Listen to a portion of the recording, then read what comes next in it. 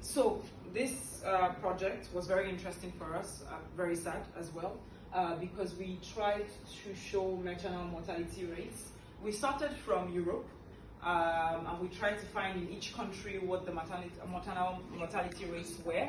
But we also saw that we didn't want to have too much data to focus on, so we limited it to one particular position. What was interesting for us, because I think very often we find maternal mortality rates from Africa, from Nigeria, from Chad, from South Africa. It's always in the news. It's everywhere. Women are dying of this. So we wanted to take a country that is more or less developed and still has a high maternal mortality rate. So we selected the United States, as you can see, and we took data. We looked at data from 1987 to 2018, which is the latest that we could find.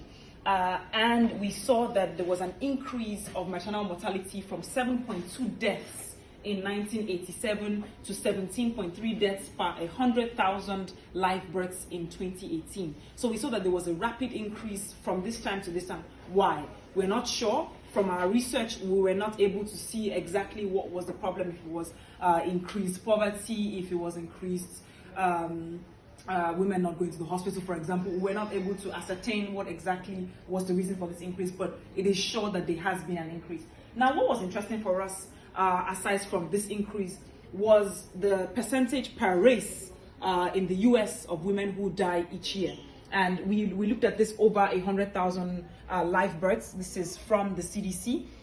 And we saw that 41.4 non-Hispanic Black people were the highest of deaths in the US, followed very closely by non-Hispanic American Indian or Alaska Native, which is 26.5%, followed closely by non-Hispanic Asians or Pacific Islanders, which was 14.1%, then followed by non-Hispanic whites, which was 13.7%, then Hispanic whites, which was 11.2%, and then non-Hispanic multiple races, which was 9.5%.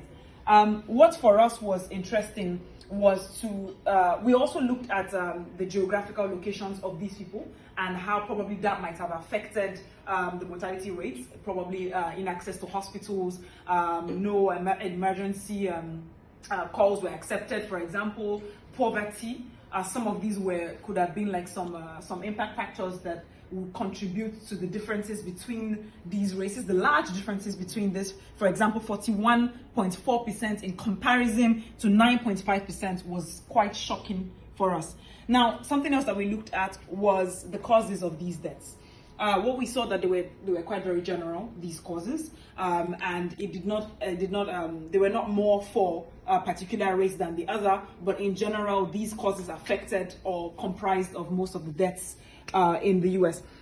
We saw that the major cause of death is cardiovascular conditions, followed by infection of sepsis, hemorrhage, cardiomyopathy, pulmonary or other thrombotic embolism, stroke, hypertensive disorders, amniotic fluid. What we represent here is for us some of the largest causes of pregnancy, of maternal mortality in the US. However, we did see some other causes that represent a tiny percentage of the deaths, which also were anesthesia, other medical conditions that might have contributed. So what we were able to see is that women in the US for sure are at risk of dying when they are pregnant. And these are some of the deaths, these are some of the causes that might have led to these deaths. Over 100,000 live births per year. Now, we did not take into consideration women who died while giving birth to dead babies, which was another thing, or women who were unable to make it to term, who died halfway through the pregnancy. For us, what we focused on was women who made it successfully to give birth to these children and then died immediately after or during childbirth. And this was quite interesting for us, I must say. To see that in the United States this is the situation, and I think that was it for us. Thank you.